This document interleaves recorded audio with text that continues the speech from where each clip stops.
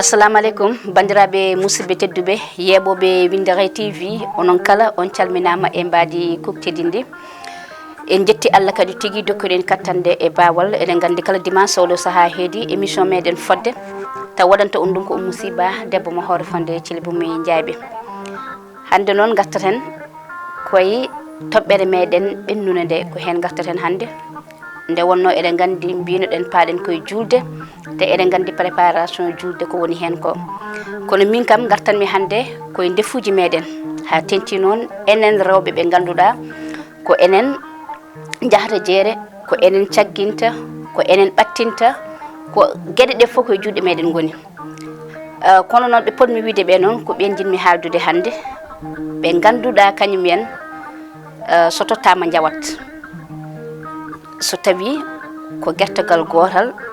nde wonno eɗen gandi famille eɗen gandi kadi galleji eno mbaadi won hen taw an aɗa andi carrément guertogal gotal ne wawi defdema jawa mbiya ma totteɗa guertoɗe ɗiɗi walla ma totteɗa guertoɗe tati eno mbami wirude ɗum tan taw ko ujunere nawannoma mbiya hande a nawata ujunere en tant que ko Juulde nawata ko ujunnaje ɗiɗi walla nawata ko ujunnaje tati aha saɗa jogui ene moƴƴi ha maayi kono kadi oto bonnen e ñalawma goto heewi to Juulde waɗata ndefa ndefuma hay goto wawata ñamde ɗum holko saabi par ce que mbanmi mo mbatta hen o urtat ko ponnoɗa sodde nogas jaaha coda toon 50 banda men guertogal sa soodi ɗum a lawƴi ɗum ha laaɓi ko poɗɗa wadde hen ko a waɗi ɗum sa defi koko ñamoto kono so tawi a soodi guertogal ma a lawƴi a waɗi hen ka fotani wadde hen ko so tawi a defi na fotani defirde hay goto ñamata ko ɓuuri hen hewde kadi ko urtude ɓe ponmi wiide so Juulde ari tan cikkata ko mbataw meeɗata defde ko way noon ƴetta ko jaranno bus sappo cooda hen 50 taw an ko guertogal gotal defata walla ko guertoɗe ɗiɗi defata joni noon so tawi a defti a andata ni ko ñamata ko holko woni holko saabi par ce que ko mbanmi o heewi hen ha ɓurti bandam en mbanmi o addata ko rafi ene bone gorko eɗen gandi enen ne moƴƴani meɗen ene irritation so tawi aɗa wonde estomac eɗen gandi ko noon mbaɗa hen kaani ha safo poobar mbaɗa hen gueɗe godde café en bone maadi en kala tan ko ganduɗa tan ene yonna ndefu ngu mbiyama mbaɗa hen mais ndefu ne wawi yodde taw ñamata ko bandam en ndefu ene wawi yodde taw ñamata ko ƴeewen ko ganduɗa kadi ko ɗum moƴƴi e ɓalli meɗen ƴeewen ko ganduɗa kadi ko ɗum woni ko nafara en taw addanta intention ngaji meɗen taw addanta irtata rafiji bonɗi kono ko ɓuuri hen hewde surtout noon so Juulde ari mbanmi ene wayno leydi to poɗɗa sodde guertoɗe ɗiɗi no mbimi nane ni coɗa hen guertoɗe 5 pourtant aɗa jogui koddiɗo ma mo ganduɗa kañum hay guertogal gotal ala won hen jaaha cooda jawdi aha mi jaabi cooda jawdi sa ittini hen galle ma ha paari ƴeew koddiɗo ma walla ƴeewa bande mo ala kono a ƴeewat ƴetta fodde guertoɗe 10 taw on timmani hay joyo sa paari noon pilma walla mbaɗa sinap mbiya hande ko ni mbanmi jaaha cooda mayonnaise cooda tan façon ngaji tan ɗi hay goto anda pourtant ɗinno façon ngaji foof ɗi coodɗa bandam en a wiyaka oto sood kono wat hen ko foti mo ala oyto balla ɗum hen bande nanɗon ene wawi ni taw hay ko bujjoy ko soodi café ala ni saaha sodde guertogal en oyto nanto hen ene wawi ni taw ala ni hay kilo ko soodi basalle kono en jiyat jehen tan duggen tan duggu mo ganduɗa hay joni ni ko ƴettuɗen ko ɗum ɓuuri bonde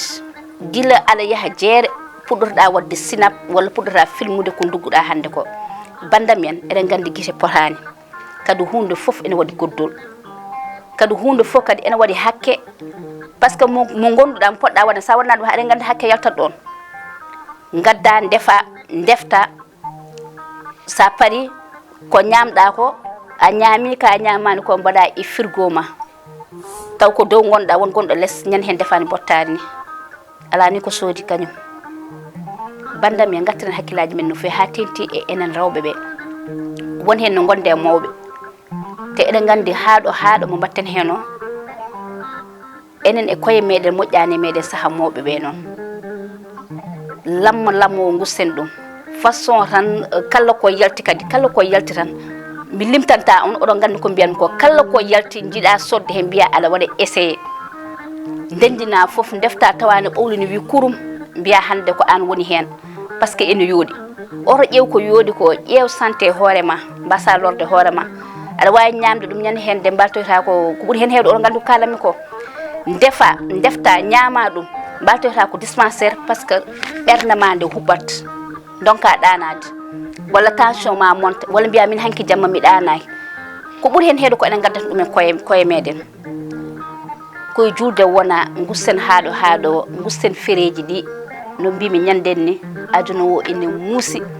woyi ko facture ndiyam woyi facture courant to gonɗa ɗo ka jooɓo ka ñamminowo sukaɓe guila e jobdi école aji e ko nandi hen so tawi kala a ƴetti goɗɗum a fawti hen ɗum ko an fawi ɗum hoorema gattiren hakkille men no fewi pewnen galleji meɗen ɗi ganden fodde noon ko enen rewɓe ko enen poti andude fodde par ce que ko enen tottore dépense ko enen jahata jeere eɗen gandi ko foti wonde ko mbaɗen ɗum ko fotani wonde ko goppen noɓe kewi wiide ni neɗɗo oto ƴeew ko mananma ko ƴeew ko nafatma ko so tawi a yiiɗa tampude ko wona ɗum ko oɗon jahlo oɗon jaafo min banggalam mi yahlima mi yaafima yo Allah rokku en tawtorede oɗo saaha mo wuuri ko rewa Allah kadi aussi e korka ka yo Allah jaɓan en kala ko tata Allah yaafo en ɗum no bandiraɓe musidɓe tedduɓe ko émission meɗen fodde wonno waɗanto noon ɗum ko musiba debbo mo hoore Fodde Thiel Bumi Jaaɓe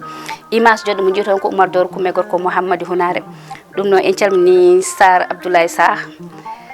Allah jarama on jarama ha saaha goɗɗo inchallah e yewtere wonde